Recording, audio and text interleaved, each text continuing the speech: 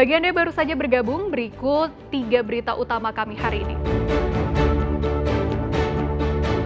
Istri di Jombang membunuh suaminya karena sering jadi korban KDRT.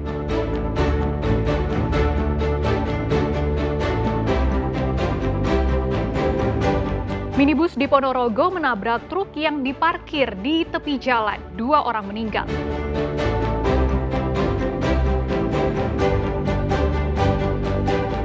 Arak-arakan karakter Wali Songo ramaikan pawai menyambut 1 Muharram di Jember.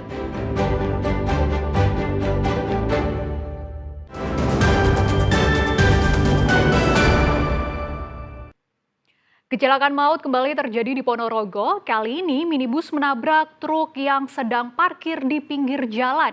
Akibat kerasnya benturan membuat minibus terbakar. 2 orang penumpangnya tewas, sementara sopir selamat. Minibus yang dikemudikan Marcelino di Desa Besuki, Kecamatan Sambit, Kabupaten Ponorogo, tiba-tiba oleng dan menabrak truk yang sedang parkir di pinggir jalan di lokasi kejadian Desa Besuki, Kecamatan Sambit. Akibat benturan keras, minibus terpental ke kanan jalan lalu terbakar. 2 penumpang tewas di lokasi kejadian, sementara pengemudi terluka parah. Belum nabrak, serebetan dulu. Terus oleng, nabrak truk parkir. Nabrak truk parkir, Pak. Kondisinya seperti apa itu, Pak? Hancur, Mas, apa sana? Sempat terbakar juga ya? Bakar. Penumpangnya ada berapa, Pak? 3 orang. Kondisinya? Yang 2 meninggal, yang 1 sopirnya masih hidup. Akibat kecelakaan ini, 2 penumpang minibus yang tewas yakni Ahmad Aziz Fakhrudin, usia 22 tahun, dan Aan Anugrah Adiwiguna, usia 25 tahun. Sementara sopir minibus terluka parah. Saya ini melebihi median jalan sehingga membentur ada kendaraan truk yang dari arah timur ke barat. Ini masih belum teridentifikasi. Akhirnya kendaraan Avanza ini terpelanting ke kiri sehingga menabrak kendaraan truk dengan nopol AG 9447 UO yang terparkir di pinggir jalan. Korban untuk pengemudi masih dalam perawatan di rumah sakit, dan untuk penumpang 2 orang meninggal dunia di rumah sakit. Guna memastikan penyebab kecelakaan, polisi kini tengah melakukan pemeriksaan sejumlah saksi, termasuk pengemudi minibus. Sementara 2 jenazah korban tewas dibawa ke kamar jenazah RSUD Dr. Harjono Ponorogo untuk divisum sebelum diserahkan ke pihak keluarga. Dirgo Suyono melaporkan dari Ponorogo.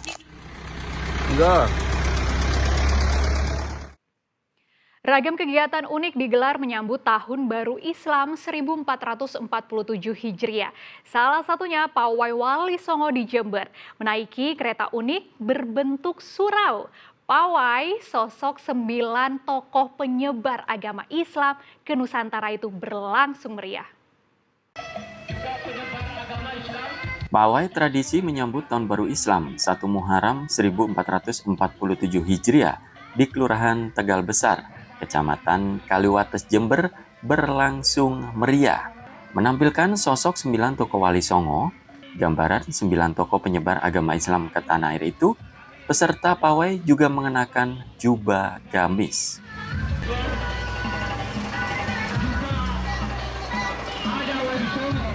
Pemeran tokoh Wali Songo diarak menggunakan kereta berbentuk surau, sehingga menjadi perhatian masyarakat dan pengguna jalan.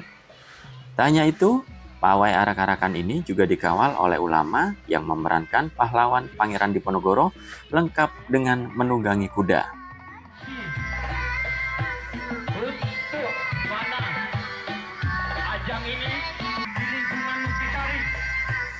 Pawai ini adalah merupakan ajang tahunan, sehingga bagaimana kita bisa menciptakan Tahun Baru Islam itu yang meriah. Diponegoro itu di samping pejuang 45, pejuang negara, mereka juga pejuang agama Islam. Yang kedua, mereka juga menunjukkan bahwasanya kaitan antara Diponegoro dengan Wali Songo. Di sini adalah Wali Songo sebagai pembuka agama Islam pada awal.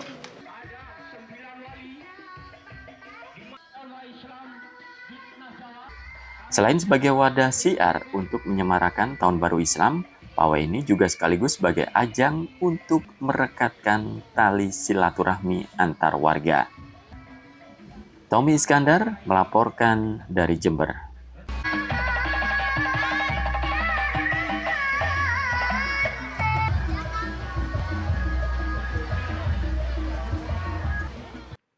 Bagi Anda penyuka kopi, belum pas jika rasanya belum menyeruput kopi madu yang disediakan di sebuah kafe di kawasan Kebun Gunung Gumitir, Jember. Tak hanya menawarkan rasa kopi yang unik, tempat ini juga menyuguhkan pemandangan yang indah dan menyejukkan mata.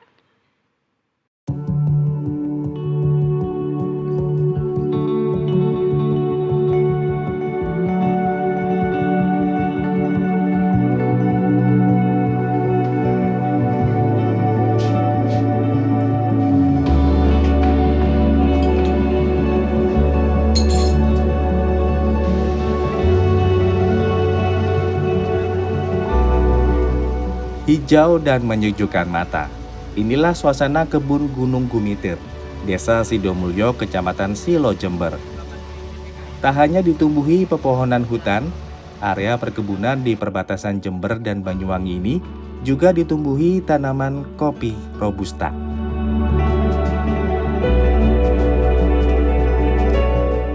Kebun ini juga terbuka sebagai rest area atau tempat istirahat bagi pengendara yang kebetulan melintas maupun wisatawan untuk mencicipi menyeruput kopi robusta khas Gunung Gumitir, yakni kopi madu.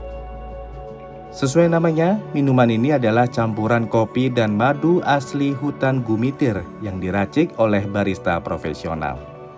Kopi madu menawarkan cita rasa unik, yakni campuran pahit dan masam.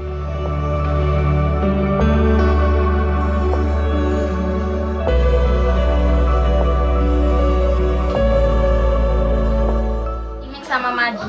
Jadi di sini kan kopinya robusta. Jadi kalau dicampur sama madu itu bisa jadi rasa arabica, ada kecut pahitnya. Sebelumnya pernah nggak kopi madu ini?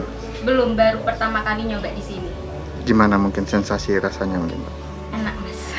Ada asam pahit jadi satu, enak kombinasinya.